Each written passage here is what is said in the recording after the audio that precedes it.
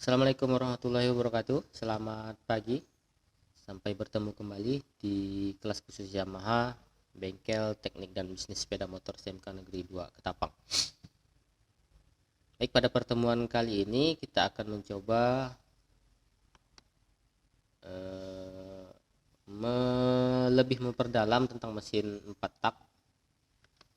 Oke, kita buka langsung ke mesin 4 tak.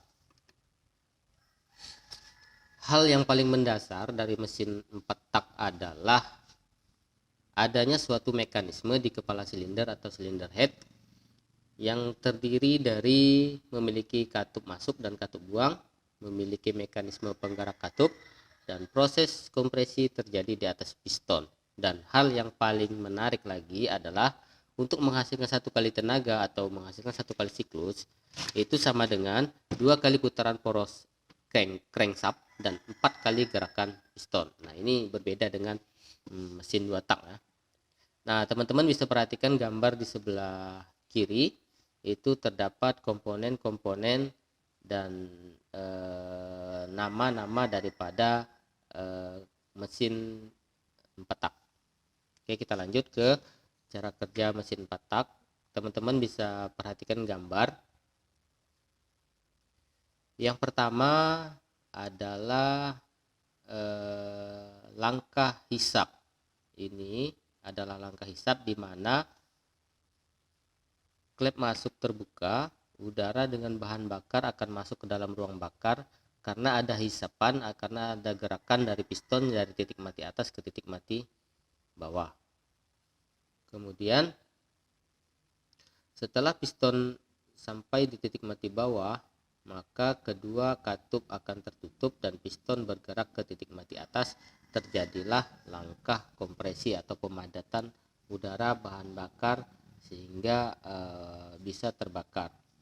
Langkah yang ketiga adalah langkah usaha, di mana kedua katup masih terbuka dan busi memercikan bunga api. Kemudian piston akan bergerak lagi ke bawah ke titik mati bawah dan menghasilkan satu tenaga.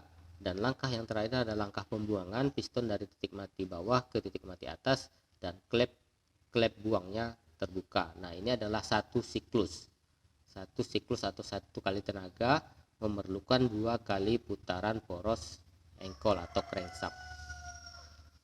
Bisa dimengerti ya kawan-kawan atau teman-teman, perhatikan saja gambar, bisa dipahami nanti.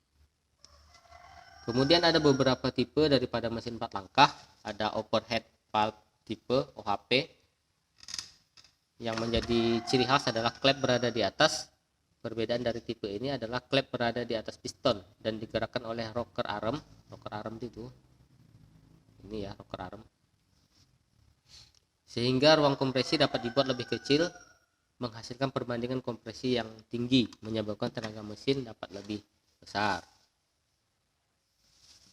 Tipe yang lain adalah SHAC, single overhead crankshaft tipe, yaitu batang penekan dapat ditiadakan sehingga gerakan balik dari dinetralisir posisi cam berada di atas di tengah silinder dan digerakkan oleh rantai penggerak langsung memutar cam atau rocker arm. Komponen yang sedikit membuat stabil putaran tinggi. Ini biasanya diaplikasikan pada motor-motor yang baru. Kemudian tipe yang selanjutnya itu tipe DOHC, tipe double overhead crankshaft. Nah, ini crankshaftnya ada 2, makanya dikatakan double. Untuk tipe ini rocker arm ditiadakan, klep masuk dan klep buang dioperasikan tersendiri oleh 2 buah cam. Hambatan gerak daya terdapat di bagai klep dibandingkan dengan tipe SOHC. Next, konstruksi dan fungsi komponen utama mesin 4 langkah. Cylinder head atau orang biasa menyebutnya dengan kepala silinder. Itu ada 2 tipe, yaitu single camshaft dan double camshaft. Camshaft itu sama dengan noken as ya. Kalau crankshaft itu beda lagi, itu roda gila. Oke, perhatikan gambar. Yang mana yang single, yang mana yang double ini. Single camshaft, double camshaft.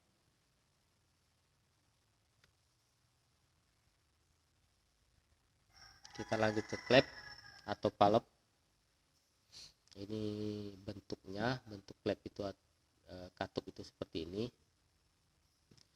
Fungsinya yaitu untuk memasukkan dan membuang sisa hasil pembakaran. Klep masuk dan klep buang berbentuk cendawan dan disebut popet palep. Klep menerima tekanan dan panas yang sangat tinggi dan selalu bergerak naik turun sehingga perlu kekuatan yang tinggi. Makanya kalau Anda memperhatikan konstruksinya, biasanya satu batang klep atau palep itu di sini ada sambungan, yang mana sambungan itu terbuat dari besi yang tahan panas dan tidak akan memuai. Klep pemasukan menerima panas pembekalan dan didinginkan oleh campuran gas yang mengalir masuk ke ruang bakar, sehingga klep mengalami pemuaian tidak merata yang akan berakibat dapat mengurangi efektivitas kerapatan pada dudukan klep. Untuk meningkatkan efisiensi pemasukan, biasanya lubang pemasukan dibuat sebesar mungkin. Jadi lubang masuk lebih besar daripada lubang buang. Ini adalah konstruksi per klep.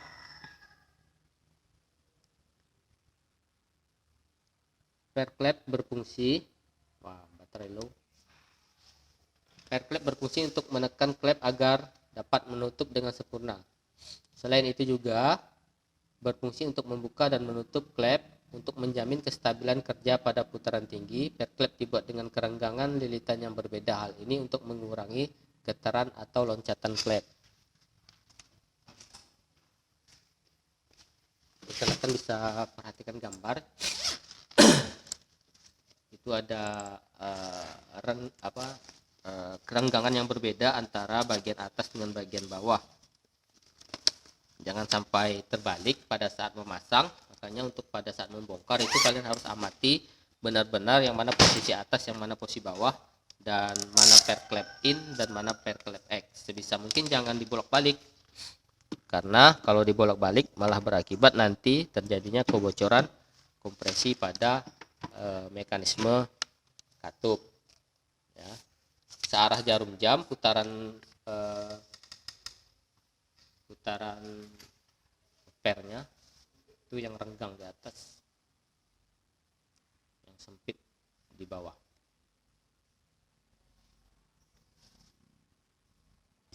Biasa disebut dengan seal klep, terbuat dari krom cast iron dan terpasang fit pada silinder head. Sedangkan untuk pelumasannya dengan cara mengalirkan sedikit oli pada celah antara penutup klep dan batang klep. Ini ya, seal klep. Ini biasa kita sebut dengan seal klep, tidak boleh bocor, karena kalau bocor itu oli yang berfungsi untuk pelumasan itu akan masuk ke dalam ruang bakar. Lanjut. Jumlah klep itu berbeda-beda antara tipe motor satu dengan tipe motor yang lain. Ini adalah tipe 2 klep, tipe 3 klep, tipe 4 klep, tipe 5 klep. Nah, ini Anda bisa perhatikan tipe 2 klep ini in lebih besar daripada X. Kemudian tipe 3 klep in 2 X-nya 1. 4 klep itu tetap in lebih besar. Tipe 5 klep X-nya in-nya 3, X-nya 2. Dimana fungsinya dimana in itu harus lebih besar daripada X.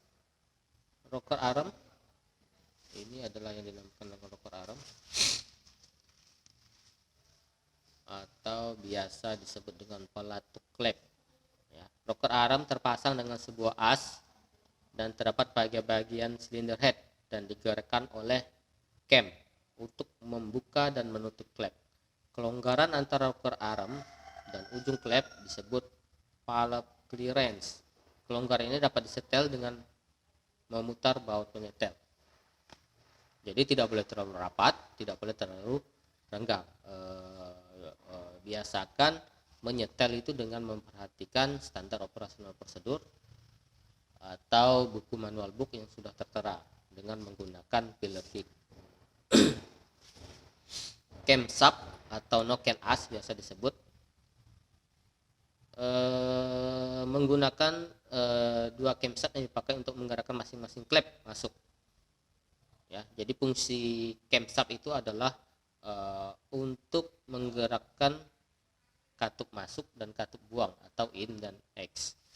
Ini adalah SOHC dan ini DOHC ya. DOHC itu ininya 2. Nah, yang berfungsi untuk menggerakkan itu adalah ini. Apabila dia bersentuhan dengan titik yang paling tinggi, maka pelatuk klep akan menekan klep sehingga klep akan terbuka. Cam sprocket atau rantai api atau rantai timing ya, ini yang berfungsi untuk menggerakkan camshaft atau noken as biar sejajar dengan putaran mesin.